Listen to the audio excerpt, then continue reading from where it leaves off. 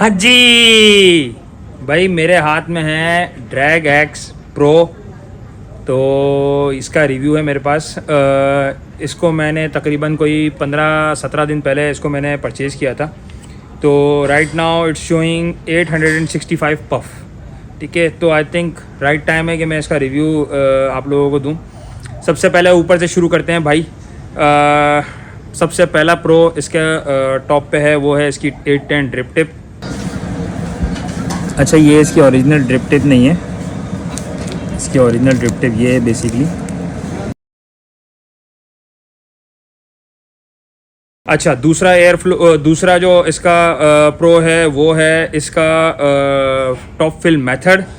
अच्छा, इसका fill method जो है वो मुझे बहुत अच्छा लगा। इसका फिल मेथड आप ये प्रेस करेंगे और ये ऐसे रोटेट हो गया, ये ऐसे रोटेट हो गया और ये इसका फिल पोर्ट है, यहाँ से आप फिल करेंगे। तो ये टॉप फिल मेथड है। ये आगे वापसी दोबारा लॉक हो गया। तो ये मुझे बहुत अच्छा लगा। इसके लिए आपको टैंक निकालने की ज़रूरत नहीं है, आप टॉप से फिल कर सकते हैं। अच्छा, इसके बाद फिर नीचे आते हैं इसके एयर फ्लो का। अच्छा, जो मुझे एयर फ्लो के साथ जो एक प्रो भी है, एक कॉन भी है। प्रो जो मुझे लगा वो मैं आपको पहले बताता हूँ। वो मुझे ये लगा कि इसका एयर फ्लो की जो रिंग है वो इसकी सेपरेट है। नॉर्मली जो हम पॉड मॉड्स देखते हैं, जो सस्ते वाले पॉड मॉड्स होते हैं, उसके अंदर जो पॉड होता है उसके साथ ही उसका एयर फ्लो होता है। जिस तरीके से जो है वो आप पॉड जो जिस डायरेक्शन में भी बिठाएंगे तो उसका एयर फ्लो उस हिसाब से सेट होगा। तो उसमें होता ये है कि यार बार बार पॉड अगर ऊपर से खोल रहे हैं आप, ठीक है, तो फिर होता ये है कि आप जब लगाएंगे तो आपको बार बार उसका एयर फ्लो उसकी जगह पे सेट करना पड़ता है। लेकिन इसके साथ ऐसा नहीं है। तो ये मुझे एक प्रो लगा। इसके एयर फ्लो के साथ एक कॉन भी है, वो भी सुन लें आप भाई। एक जो प्रॉब्लम मुझे जो कॉन लगा वो इसका एयर फ्लो जो है वो बहुत नीचे है। तो जब मैंने, और इसके जो है ना वो पावर बटन के साथ ही है, तो करीब लेकर आओ। जब मैंने शुरू में मुझे प्रॉब्लम ये हो रही थी कि मैं जब यूँ होल्ड करके इसको पफ लेता हूँ तो इसका एयर फ्लो ब्लॉक हो जाता है। इसका एयर फ्लो ब्लॉक हो जाता है इस फिंगर से, इंडेक्स फिंगर से। तो आपको शुरू में थोड़ी सी आदत बनानी पड़ेगी कि आपको इसको नीचे से होल्ड करना है ज़रा सा, और फिर इसको जो है ना पफ लेना है। इतना बड़ा कॉन नहीं है लेकिन फिर भी कॉन है। अच्छा, एयर फ्लो के बाद फिर मैं इसके स्क्रीन पे आता हूँ भाई। Very nice, very bright screen. धूप में भी देखने में मुझे कोई प्रॉब्लम नहीं हुई। बहुत ब्राइट डिस्प्ले है, कलरफुल डिस्प्ले है, वॉटेजेस बहुत इजीली नज़र आते हैं। मेन्यू सिस्टम इसका बहुत इजी है। आपने वॉल्यूम अप डाउन बटन दबा के रखना है तो मेन्यू सिस्टम इसका आपको जो है वो एक्सेस हो जाएगा। इसके बाद इसका जो सबसे बड़ा फीचर है जो मुझे बहुत पसंद है, ठीक है, मैं उसके ऊपर आता हूँ। तो वो फीचर भी सुने आप। ये बटन जो है वो आप, इसका ड्यूल फंक्शन है। या तो इस बटन से आप पावर ऑफ पावर ऑन कर सकते हैं। मैंने पावर ऑफ पावर ऑन पे रखा हुआ है। या फिर इसको डिवाइस लॉक पे रख सकते हैं। राइट नाउ मैंने इसको, ये देखें, पावर ऑफ पे रखा हुआ है। ये पावर ऑफ हो गया। और अगर आपने इसका फंक्शन चेंज करना है तो आप ये दोनों बटन दबा के रखेंगे, ठीक है। ये सेटिंग में आ गए, स्विच, मोड और एग्ज़िट, ये स्विच पे चले गए, ठीक है। तो ये पावर है और ये लॉक अनलॉक पे है। लॉक अनलॉक पे करते हैं और फिर इसके बाद इस बटन को रोटेट करते हैं तो ये डिवाइस लॉक हो गई, यहाँ लॉक का बटन आ गया। तो ये एक बहुत अच्छा फंक्शन मुझे लगा कि मैं अगर इसको लॉक भी करना है या पावर ऑफ भी करना है तो इस बटन से जो है वो अपना मैं करूँ। ये बहुत अच्छा मुझे फंक्शन लगा। अच्छा, ये तो हो गए डिज़ाइन की बात। अब करते हैं इसके एयर फ्लो की बात। देखें, एयर फ्लो जो है ना वो इसका आप यूँ समझ लेंगे फुल वाइड ओपन नहीं है। आपको मैं एयर फ्लो का आवाज़ सुनाता हूँ।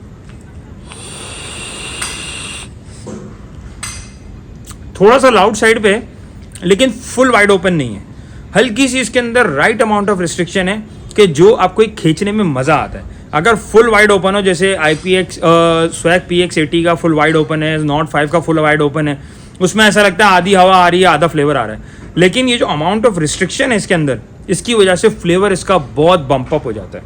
मतलब डिवाइस बहुत रच के फ्लेवर देती है। बहुत, मतलब पॉड मॉड के अंदर इतना अच्छा फ्लेवर शायद मेरे ख्याल से जो है ना वो आपको, अगर कोई और डिवाइस पता हो कि जो 80 वाट पे 75 वाट पे जाती है। एक आर्गस प्रो है, ठीक है ना, जिसका इतना अच्छा फ्लेवर होता है, और वो भी वोपो की है, ये भी वोपो की है। उसके अंदर डिफरेंट कॉइल लगती है, इसके अंदर डिफरेंट कॉइल लगती है, लेकिन स्टिल फ्लेवर इसका बहुत अमेजिंग है। I love the flavour. अच्छा, मैंने लीकिंग के ऊपर बात नहीं की, सॉरी। ठीक है, लीकिंग की अगर आप बात करें, आप लीकिंग देख लें एक मरतबा। इसके अंदर एनी टाइम फ्लेवर डाला रहता है, ठीक है, ये आप देख सकते हैं। इसके अंदर सिर्फ और सिर्फ कॉन्डेंसेशन है, कभी भी ये देख रहे हैं आप, ये नमी है, ठीक है, ये सिर्फ नमी है, सही है ना। ये आप टिश्यू से साफ़ कर सकते हैं, ठीक है ना। यहाँ भी यूँ समझ लेंगे, ये इसको आप वो नहीं कहेंगे, लीकिंग नहीं कहेंगे। ये देखें, हल्की हल्की नमी है, सही है, ये आप इसको लीकिंग नहीं कहेंगे। लीकिंग मैं किसको कहता हूँ ये भी आप समझ लें, ठीक है ना। जो एक्चुअल लीकिंग होती है कि ये यूँ लगा हुआ है और फ्लेवर एयर फ्लो से डिवाइस के ऊपर आ जाए, मेरे हिसाब से तो ये लीकिंग होती है। फिर भी आप लोग मुझे कमेंट्स में ज़रूर बताइएगा कि आपके हिसाब से क्या लीकिंग होती है। हमारे हिसाब से ये लीकिंग नहीं होती है। ये आप कोई भी पॉड मोड ले लें, उसके यहाँ फ्लेवर जमा होगा, आफ्टर 15 डेज़ 20 डेज़ जमा होगा। तो हर 5 दिन बाद 6 दिन बाद आपने यहाँ से एक टिश्यू मारना है, बस ये डिवाइस साफ़ रहेगी। मेरे पास इस वक्त तक कोई लीकिंग नहीं है। इवन मैं अगर आपको पफ दिखाऊँ, इसके अंदर फ़िलहाल बैटरी नहीं है, बल्कि इसकी बैटरी हम डाल लेते हैं। ये इसकी बैटरी का कंपार्टमेंट है।